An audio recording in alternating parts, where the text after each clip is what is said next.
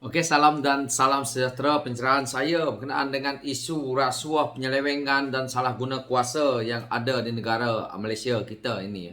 Tetapi yang paling kita nak lihat sebagai warga negara Malaysia ni, apabila berlakunya penyelewengan, rasuah dan juga salah guna kuasa ini, yang mana kalau kita lihat rasuah berskala besar, maka dia akan membabitkan Datuk Seri Najib.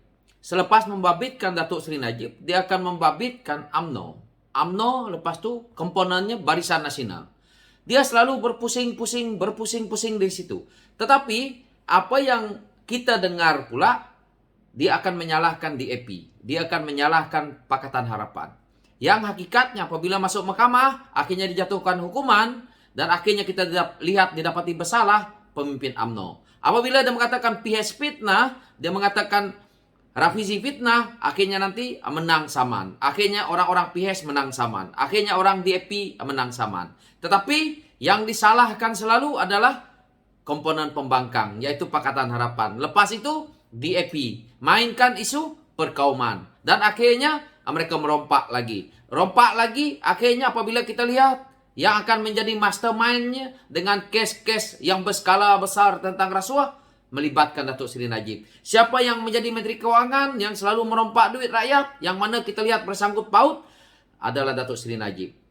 Dan akhirnya dia akan pergi kepada pimpinan UMNO. Daripada pimpinan UMNO itu, dia akan pergi kepada komponen parti mereka yang memerintah, yaitu Barisan Nasional. Dia berpusing-pusing di situ sahaja. Tetapi yang disalahkan Pakatan Harapan. Saya nak tahu siapa dia pemimpin Pakatan Harapan yang terjebak dengan skandal rasuah yang begitu besar. Yang dimainkan isu terowong. Yang dapat duit 19 juta, yang saya lihat Najib. Yang dapat juga duit termasuk mereka-mereka daripada UMNO dan Barisan Nasional itu sendiri. Apakah ini adil pada kita rakyat untuk melihat? Adakah rakyat yang rasa nak memberi soalan ataupun jawapan kepada isu ini? Tentunya tidak dapat juga. Dan akhirnya kita dibohongi sehingga berpuluh-puluh tahun dengan isu yang mereka mainkan, tetapi negara akan terus mengalami hutang-hutang yang banyak. Inilah permainan politik yang dimainkan UMNO Barisan Nasional sehingga kan mereka berjaya mempengaruhi rakyat. Pemimpin mereka kaya raya sehingga luar biasa kayanya. Tetapi rakyat itu terus menderita. Kita tengok dia Melayu, akhirnya mereka kaya sekaya rayanya dan akhirnya rompakan duit rakyat itu terus berlaku. Tetapi kita lihat siapakah yang kaya itu? Apakah yang dilaungkan itu tadi? Apakah bumi putra yang lain juga menikmatinya? Tidak juga. Begitu juga rakyat-rakyat yang lain. Jadi hari ini kita tanya diri kita sendiri. Sebenarnya apakah yang kita mahu? Apakah kita mahu negara kita ini dipimpin oleh pimpinan yang rakus, pimpinan yang salah guna kuasa, pimpinan yang sentiasa merompak harta negara apabila diberi mandat?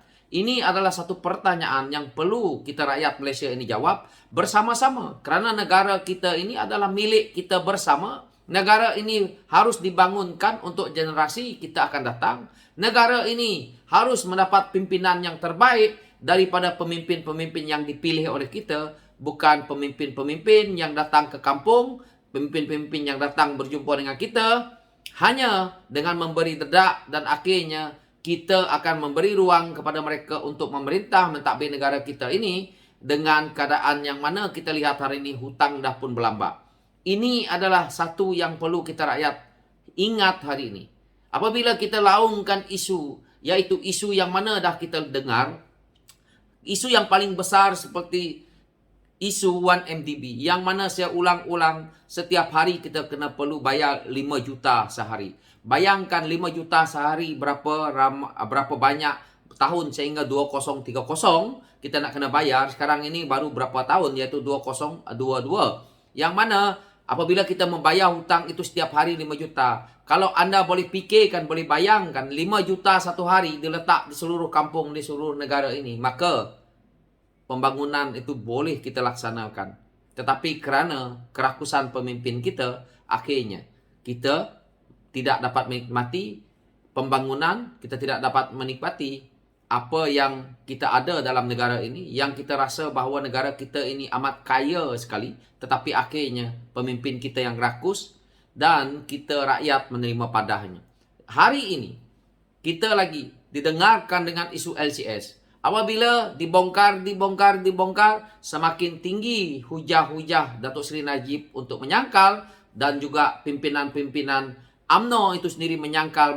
Akhirnya apabila kita lihat satu persatu, dia bermula juga dengan pimpinan UMNO yang berada dalam kerajaan, yaitu pimpinan utama negara, yang mana Datuk Seri Najib menjadi Perdana Menteri, yang mana beliau juga Menteri Kewangan, yang mana pula Presiden UMNO itu sendiri menjadi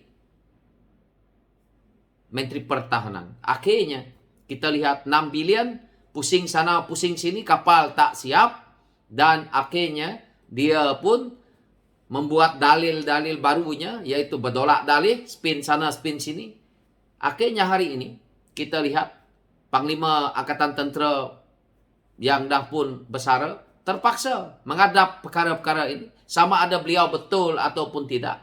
Tetapi siapa pun yang bersekongkol dengan isu seperti ini, mungkinkah beliau akan dijadikan kambing hitam? Ataupun mungkinkah apabila beliau terlibat sama sekali? Itu kita tidak pasti. Tapi pokok pangkalnya, isu rasuah, penyelewengan dan salah guna kuasa ini berkisar-kisar di pimpinan yang ada sebelum PH itu memerintah. Yang mana kita tahu apabila terlibat saja dengan isu rasuah berskala besar ini, maka timbullah nama Datuk Seri Zahid Hamidi. Dan juga timbullah juga nama Datuk Seri Najib. Maka timbullah juga nama parti mereka, iaitu UMNO. Dan timbullah komponen parti yang memerintah negara, iaitu Barisan Nasional. Dia berpusing-pusing di situ. Kita lihatlah, lepas ini bersusun rasuah-rasuah yang mungkin boleh kita bongkarkan lagi. Dan akhirnya pasti mereka-mereka ini lagi. Jadi sampai bila kita ini nak melihat perkara ini dan kita bersekongkol sebagai rakyat untuk sentiasa memberi ruang kepada pemimpin-pemimpin ini terus mentadbir negara. Apa yang kita perlu buat adalah apabila pilihan raya kita perlu menolak. Kita juga mendengar apabila hujah Perdana Menteri itu sendiri mengatakan pejabat awam harus mempertahankan kerajaan itu daripada difitnah. Ini sebenarnya bukan kerja pejabat awam. Pejabat awam tidak boleh bermain politik. Tak boleh nak mempertahankan isu ini. Tetapi kenapa kita nak mengikut telunjuk yang salah jika memang betul perkara-perkara yang tidak sepatutnya itu berlaku. Kita lihat skandal-skandal yang dibongkarkan oleh pimpinan-pimpinan Pakatan Harapan, pimpinan-pimpinan yang ada di barisan yang terbaik untuk kita meneroyoki negara ini. Kita sisihkan. Yang rugi adalah kita rakyat. Jadi keputusannya, kita harus memilih mereka-mereka yang mempunyai kebolehan, mereka-mereka yang ada integriti untuk mentadbir negara. Tidak lain tidak bukan, kita kena alihkan undi kita kepada Pakatan Harapan itu sendiri. Buangkan persepsi perkauman, buangkan persepsi yang menggunakan agama ini, kerana itulah yang merosakkan negara kita selama berpuluh-puluh tahun ini. Akhirnya hutang berbilion-bilion, yang nak bayar adalah kita rakyat. Mereka pemimpin akan pergi dan datang. Akhirnya yang membebankan kita rakyat ni adalah pemimpin-pemimpin kita yang tidak mempunyai integriti, yang tidak mempunyai kebolehan, yang kerjanya hanya nak menyamun duit negara, yang mana itu adalah duit rakyat. So itu pencerahan saya berkenaan dengan isu ini. Sekian, terima kasih.